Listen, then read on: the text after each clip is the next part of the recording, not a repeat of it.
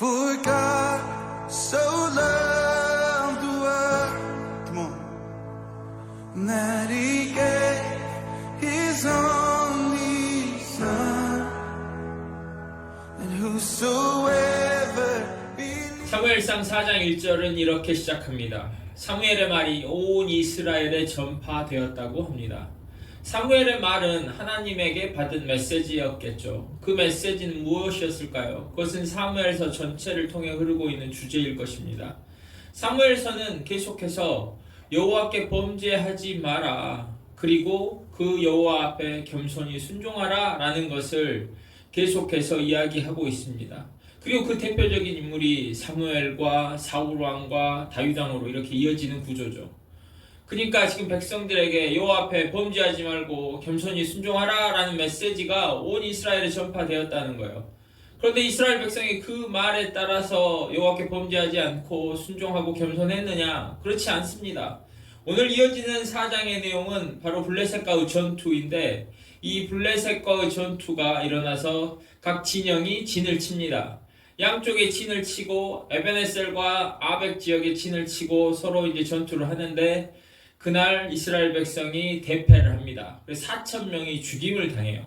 4,000명이 전쟁에서 죽임을 당한 것은 어마어마하게 큰 손실이고 큰 패배를 당한 것이죠. 그리고 나서 이스라엘 진영으로 다시 이 전투에 나섰던 백성들이 돌아오니까 이스라엘 장로들이 다 모여서 왜 우리가 전쟁에 졌을까 하고 3절부터 이제 그 원인을 분석하는데, 이스라엘 장로들이 우리가 진 것은 여호와께서 우리에게 패배를 주셨다, 우리를 승리하지 못하게 하셨기 때문이다, 여호와 때문에 우리가 패배한 것이다 라는 원인 분석을 해요. 이 원인 분석은 저는 굉장히 잘했다고 생각합니다. 이스라엘 백성들이 우리가 왜 졌을까? 우리가 힘이 모자라서, 우리가 전쟁에 훈련이 잘 안 되어서, 우리가 전략이 없어서 라기보다는, 또는 저기 블레셋 군대가 큰 무기를 가지고 와서, 이런 원인 분석이 아니라 우리가 진 것은 여호와께서 우리에게 패하게 하셨기 때문이다 라고 원인 분석을 했어요. 그것은 굉장히 신앙의 눈을 가지고 분석한 것이라고 보입니다. 우리도 많은 문제들이 생길 때에 논리적인 원인 분석을 할 수 있어요. 그러나 우리가 또한 한 가지 해야 되는 것은 신앙적인 눈으로 원인 분석을 해야 될 때도 많이 있습니다. 신앙의 눈으로 이것을 바라봤을 때 어떤 원인 때문에 이런 결과가 나타났느냐도 우리가 볼 수 있는 사람이어야 한다는 거예요. 그래서 오늘 이스라엘 장로들이 그런 신앙의 눈으로 원인 분석을 해서 여호와께서 우리를 패하게 하셨으니까, 그러면 여호와께 돌아가자, 우리의 죄를 회개하고 우리가 겸손히 그분께 순종함으로 나아가자 하는 사무엘서 전체의 주제, 또는 사무엘의 말이 온 이스라엘에 전파됐다고 했으니까 그 메시지로 돌아갔으면 될 터인데, 이스라엘 백성의 장로들이 어떤 해결책을 냅니까? 바로 언약궤를, 실로에 있는 언약궤를 이곳으로 가지고 오자. 실로는 사사시대 이스라엘 신앙의 중심지였습니다. 그리고 사무엘이 그 엘리 제사장 밑에서 그 실로에서 훈련을 받고 부르심을 받고 했죠. 그 실로에 있던 언약궤를, 신앙의 중심지에 있던 그 언약궤를 이리 가지고 오면 된다라는 해결책을 내요. 이 해결책이 문제였다는 거죠. 이 해결책이 오늘 본문을 보면 잘못되었다는 것을 우리가 명백하게 볼 수 있습니다. 봐보십시오. 언약궤는 무엇입니까? 언약궤는 하나님의 임재를 상징하는 상징적인 물건인 것이죠. 언약궤가 하나님의 임재, 하나님의 나타나심, 그것을 나타내는, 보여주는 그런 상징적인 것이지 하나님이라는 본질 자체는 아니잖아요. 근데 우리가 본질과 상징을 헷갈릴 때가 있어요. 그것을 잘못 우리가 착각할 때가 있단 말이에요. 이 언약궤가, 그 이스라엘 백성들이 나중에 이 말을 합니다. 우리 전쟁에서 우리에게 구원을 줄 것이다. 언약궤가 구원을 줍니까? 아니죠. 그러면 상징물이 구원을 준다고 하면 십자가 있잖아요. 예수 그리스도가 피 흘려 우리를 구원하신 그 십자가라는 상징물이 우리에게 구원을 줍니까? 만약에 그렇다고 한다면 십자가를 한 100만 개 정도 제작해가지고 집에 아주 그냥 다 온 곳에 놔두고, 목걸이로 금덩이로 아주 이만하게 크게 해가지고 걸고 다니면 나에게는 늘 구원이 있습니까? 아니잖아요. 우리가 만약에 그런 사람이 있다고 하면 그건 틀렸지, 단번에 알 거 아닙니까? 여러분 머리를 짧게 서양 사람들이 이렇게 한쪽을 짧게 자르고 거기 이곳에 짧게 자른 곳에 그 바리캉으로 이 이니셜을 새겨요. 간혹 지저스 예수님이라고 이렇게 스크래치를 내 가지고 새기기도 합니다. 그것이 의미를 가지고 있죠. 개인적으로 어떤 의미를 가질 수는 있지만 그것이 그 사람에게 구원을 줍니까? 아니잖아요. 문신으로 십자가를 새깁니까? 근다고 구원을 얻습니까? 어떤 사람은 등에다가 십자가를 너무 많이 묵상해가지고 십자가를 등에다가 이렇게 모형으로 만들어가지고 진짜로 늘 어디를 가든지 메고 다니는 사람이 있어요. 아 진짜 있습니다. 십자가를 등에 늘 메고 자기를 부인하고 십자가를 짊어지고 걸어간 순례자의 길, 순례자의 삶을 사는 것처럼 그런다고 해서 그 십자가를 등에 맸다고 해서 그 십자가가 우리에게 구원을 줍니까? 그것은 아니잖아요. 우리가 그런 것을 보고 구원을 받는다라고 생각하면 그건 아니지 할 거 아닙니까? 여러분 집안에 보면 기도처 만들어 놓으셨습니까? 집안에 기도처 골방 기도처 하나씩은 다 준비하고 계시죠? 그 정도는 하셔야죠. 만약에 기도처를 골방에 나는 크리스찬이니까 나는 주님과 친밀함을 위해서 기도처를 잘 만들어놨어요. 골방에 기도처를 딱 만들어놓고 거기에 아주 비단으로 방석을 쫙 깔아놓고 그리고 성경책 아주 큰 글 성경 너무 좋은 성경책 딱 책상에다가 펼쳐놓고 그리고 찬송가 세트를 아주 구비해놓고 그 골방 기도처를 우리 집에 너무 잘 해놨다고 해서 그 사람이 하나님과 친밀하고 성령 충만합니까? 우리 집에는 기도처가 있어. 그것과는 다른 것이죠. 하나님이라는 본질, 하나님의 나타나신 본질과 언약궤는 다른 거예요. 근데 이 이스라엘 백성의 장로들이 언약궤를 가지고 오면 하나님의 임재가 있어서 우리가 승리할 것이다 하는 해결책을 지금 내놓은 것입니다. 누군가는 그건 아니죠 했어야 되는데 맞다 박수를 친 거예요. 그렇게 이야기가 진행이 됩니다. 이제 실로에서 언약궤를 백성들이 가지고 옵니다. 이 언약궤 바로 옆에 누가 있었다고 이야기하고 있냐면 엘리 제사장의 두 아들이었던 그래서 제사장의 임무를 수행하던 홈니와 비느하스가 그 언약궤 바로 옆에 있었다고 성경이 특별히 기록하고 있습니다. 그것은 무슨 의미냐면 이 홈니와 비느하스가 어떤 인물이라고 사무엘서 앞장들에서는 기록합니까? 바로 가장 부패하고 하나님께서 그들이 범죄하였다. 자기들이 제사를 드릴 때 좋은 것을 다 갖고 하나님께는 가장 하찮은 것들로 올려드린 자들이고 그들이 우상을 숭배하는 것과 마찬가지인 사람들 가장 부패한 사람들의 대표적인 인물로 홈니와 비느하스 엘리의 두 제사장 그래서 그 가문이 멸망하잖아요 오늘. 그 두 사람 옆에 딱 이 언약궤를 놔뒀다 이 말이에요. 함께 이 언약궤 바로 옆에 이 두 사람이 배치되었다고 성경이 기록하고 있는데 그 의미는 무슨 의미입니까? 이들이 이 두 사람이 가장 대표적으로 여호와께 범죄하지 마라 겸손하고 순종해라 하는 말을 가장 어기는 사람들의 대표적인 인물이에요. 근데 이 가장 하나님에게 지금 반역하고 있는 이 대표적인 인물 회개해야 마땅한 이 두 사람을 언약궤 옆에 딱 놔두고도 아무렇지도 않다고 생각해요. 언약궤 옆에 있으면 마치 회개하지 않아도 그 언약궤가 우리에게 구원을 줄 거니까 괜찮다라고 생각하는 것과 같습니다. 완전히 잘못된 그림인 거죠. 언약궤가 만약에 여호와의 임재를 나타내면 그 앞에 가장 겸손하고 가장 정결한 사람이 있어야 될 거 아니에요. 가장 그 하나님의 마음에 합당한 사람이 그 옆에 있어야 맞을 거 아닙니까? 근데 성경의 내용은 그들이 얼마나 자신들은 돌아보지 않고 그냥 언약궤를 통해서 해결책으로 생각했는지를 보여주는 장면이에요.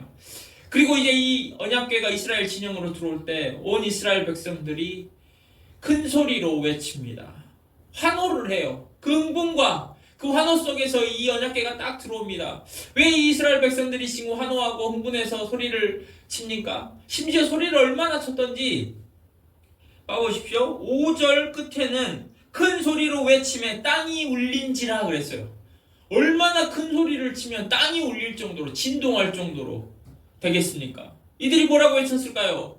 언약궤가 딱 들어오니까 이제 이 언약궤가 있으면 우리가 승리할 거야. 우리가 전투에서 패했었는데 승리하게 될 거야 하면서 여호와 하나님 승리 주시네 구원이 있도다 막 이렇게 외쳤을 거 아니에요. 블레셋아 쳐들어간다 으싸 막 하면서 막 흥에 겨워가지고 얼마나 소리를 쳤던지 땅이 울렸다고 합니다. 언약궤는 하나님의 임재를 나타냅니다. 하나님의 나타나심이에요. 하나님 임재가 딱 이렇게 들어올 때 저는 이스라엘 백성들이 소리친 것까지는 아주 잘했다고 생각합니다. 소리를 쳐야지요. 근데 어떤 소리를 쳐야 됩니까? 회개의 소리를 쳤어야 돼요. 회개로 울부짖었어야 돼요. 여호와의 임재는 어떤 것을 상징합니까? 이사야서 6장에 보면 이사야 선지자가 소명을 다시 받을 때에 그 주의 보좌가 높이 들려있고 주의 옷자락이 성전 가득했다고 합니다. 그때 스랍들이 옆에 서 있고 그 스랍들이 뭐라고 찬양해요?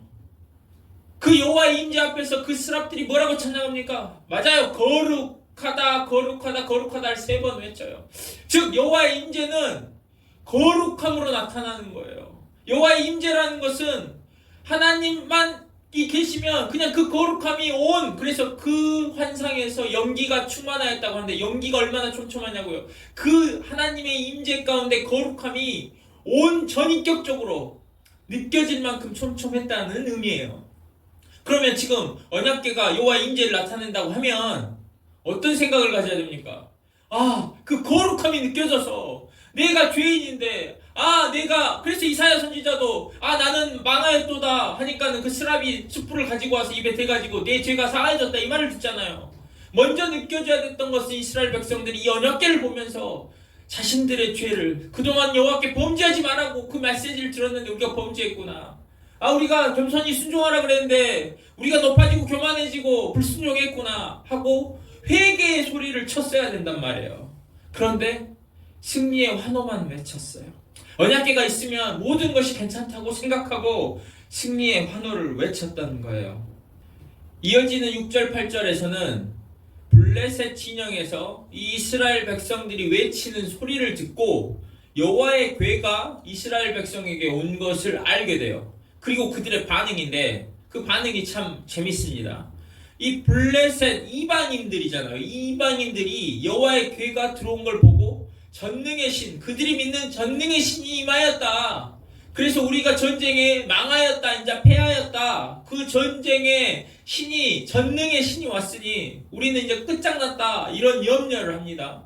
지금 이 블레셋 이방인들이 생각하고 말하는 것이 뭐하고 똑같냐면 이스라엘 백성들이 처음에 우리가 전쟁에 패하였는데 이 언약궤가 오면 우리가 구원을 얻을 것이다, 승리하게 될 것이다 했던 생각하고 이방인 블레셋이 여호와의 궤가 이 이스라엘 진영에 왔으니까 우리가 전쟁에 망하게 됐다, 전능의 신이 임하였구나 하는 거하고는 생각이 어떻습니까? 생각이 똑같아요. 기가 막히게 이 이방인 블레셋도 언약궤가 온 것을 알고 그 똑같은 생각을 한단 말이에요. 그럼 여기서 여러분, 이스라엘 백성은 어떤 백성입니까? 아브라함 믿음의 조상부터 해서 그리고 모세 지도자를 통해서 광야에서 훈련받으며 하나님의 백성으로, 그리고 지금까지 선지자들을 통해서 하나님께서 사사들을 통해서 계속해서 하나님의 메시지를 주면서 훈련했던 백성이에요. 신앙을 가지고 있는 이스라엘 백성의 생각과 신앙이 뭔지도 모르고 없는 이 이방인 블레셋, 여호와에 대한 지식이 없는 이 블레셋 이방인들의 생각이 같으면 그것이 잘못된 것이라고요. 여러분, 우리가 하나님을 알고 하나님을 경험하고 하나님을 메시지를 우리가 늘 듣고 한다고 하는데 우리의 생각이 실제 어떤 문제를 보면 세상 사람들과 신앙이 없는 사람들과 믿음이 없는 사람들과 우리의 생각이 똑같다면 평상시 일반적인 상식은 똑같죠. 우리의 삶을 그냥 살아갈 때 일반적인 일들은 똑같을 수 있죠. 그런데 문제를 대할 때에 그 문제를 보는 눈과 생각이 똑같으면 그게 믿는 사람이고 신앙인이고 하나님의 사람입니까? 하나님의 백성입니까? 그건 아니잖아요. 근데 우리는 너무나 자주 많이 그래요. 내가 하나님을 믿는다고 하는데 내 생각과 내 해결책이 세상 사람들의 생각과 세상 사람들의 해결책과 같을 때가 너무 많다는 거예요. 지금 이스라엘 백성이 뭐가 잘못됐냐? 그들이 이 블레셋 이방인들과의 생각하는 수준이 똑같다라는 거예요. 그러니까 언약궤를 가지고 오면 구원을 얻을 것이다 하고 생각했던 거죠. 문제를 보고 똑같이 생각하는 것, 그건 아닙니다.